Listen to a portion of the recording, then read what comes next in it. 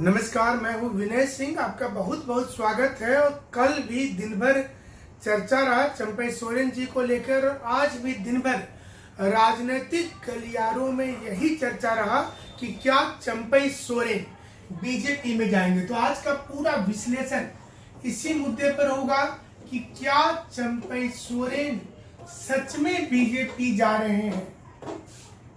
तो ये जो समीकरण है, इस पर आज पूरी बातचीत करेंगे आपके साथ में। और क्या आज जेएमएम के नेताओं का भी ट्वीट आया और कहा कि हेमंत बिस्व शर्मा जो है वो जानबूझकर ये अफवाह फैला रहे हैं कि हेमंत सोरेन के अगेंस्ट में चले गए हैं चंपई सोरेन जी। सच तो ये है कि चंपई सोरेन जी कहीं भी नहीं जा रहे, लेकिन चंपई सोरेन ने खुद अपना बयान में कहा है इंतजार कीजिए।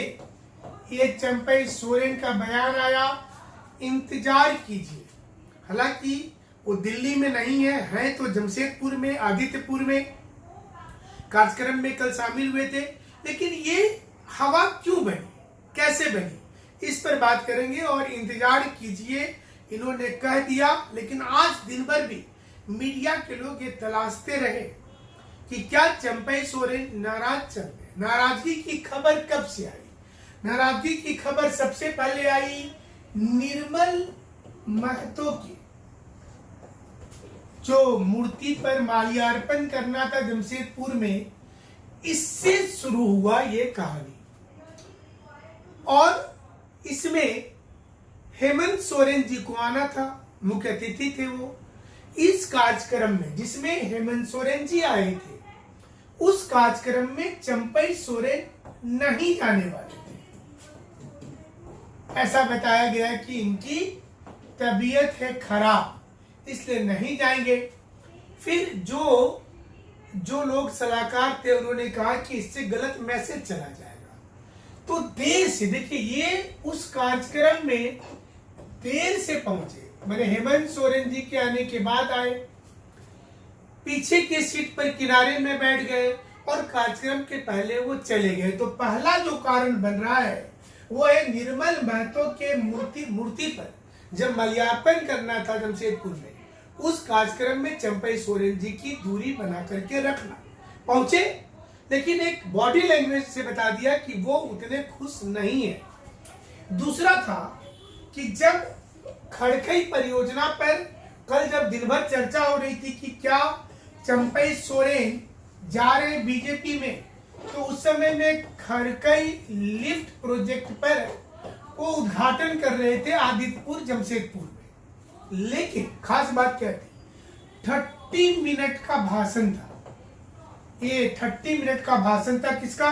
चंपई सोरेन। एक बार भी उन्होंने इस भाषण में हेमंत बाबू का नाम नहीं लिया है। तो ये जो चंपई सोरेन लगातार हर दिन हर कार्यक्रम में बोलते थे कि हेमंत सोरेन के साथ आगे बढ़ रहे हैं, कल उन्होंने एक बार भी इसका नाम नहीं लिया। तो ये भी एक दूसरा कारण बन गया। तीसरी चीज क्या आई? तीसरी चीज आई कि जब संथाल परगना का डेमोग्राफी का बात किया गया कि आदिवासी का जमीन कुछ मुस्लिम समुदाय के लोग ले लिए हैं, हेमंत सोरेन तो इस पर चुप रहे। लेकिन चंपई सोरेन जी ने बयान दे दिया। उन्होंने कहा कि आदिवासी जमीन को जब लिया गया है तो इस पर जांच होनी चाहिए। देखिए उन्होंने कह दिया कि जांच होनी चाहिए, अगर कोई सच्चाई है तो फिर ये चीज सामने आना चाहिए। तो ये भी एक बड़ा बात हुआ।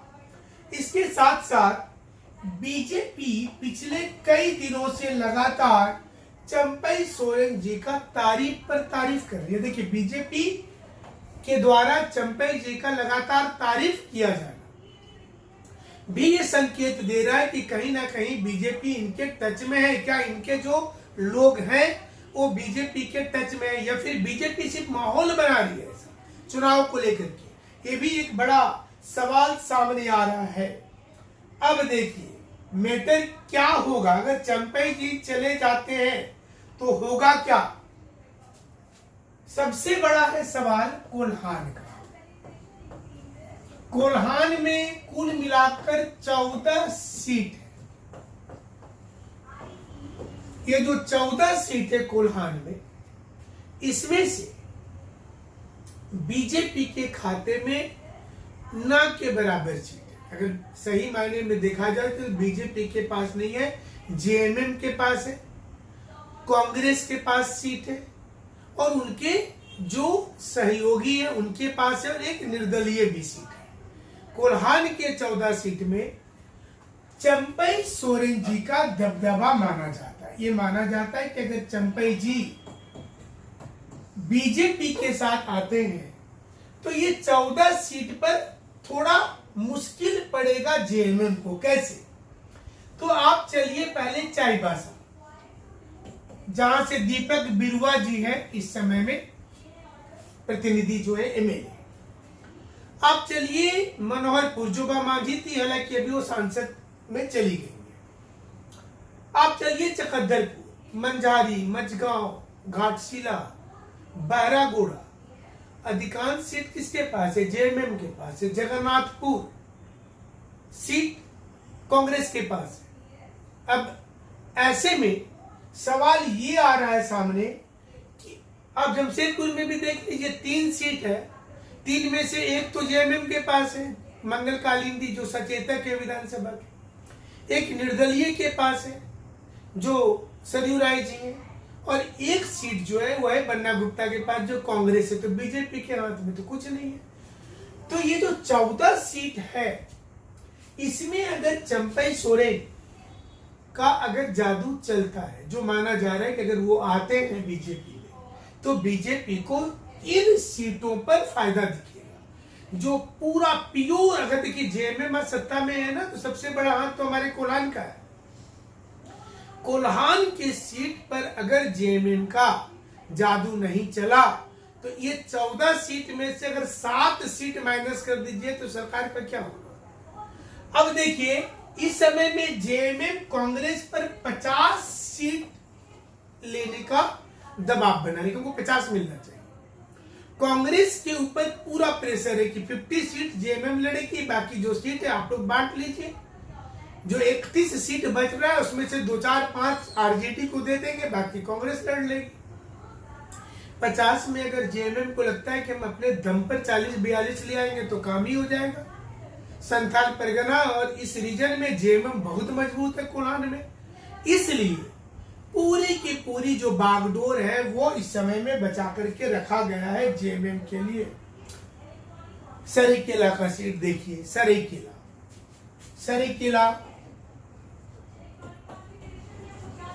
राज खरसवा, जो खरसवा का सीट है, जहां से किसी जमाने में अर्जुन मुंडा चुनाव लड़ते थे, अभी वो खूंटी से हार गए। इसी प्रकार से आप मनोहरपुर, चकद्दरपुर, मंझारी, मझगांव, चाईबासा, घाटशिला, बहरागोड़ा, जमशेदपुर, ये 14 सीट में अगर बीजेपी को जीत हासिल करना है तो उनको एक चाहिए मजबूत कैडर जो जेएमएम से आए।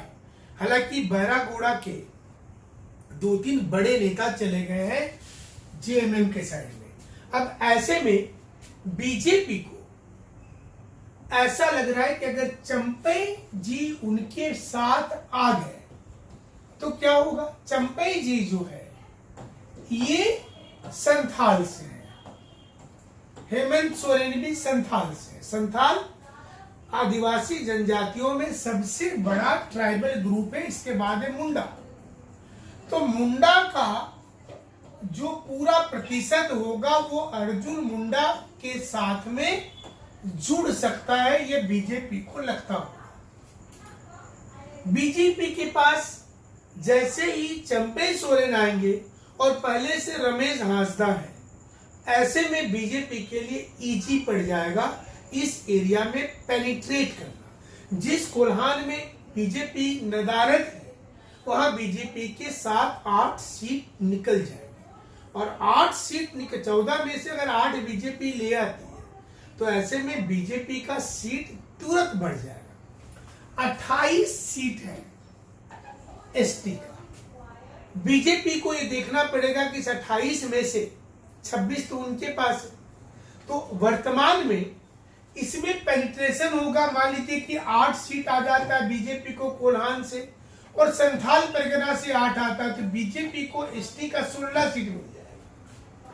16 सीट इनका बढ़ेगा तो बीजेपी सरकार बना लेगी। देखिए 16 जैसी इसको आया तो बीजेपी दमदार बन जा रही है।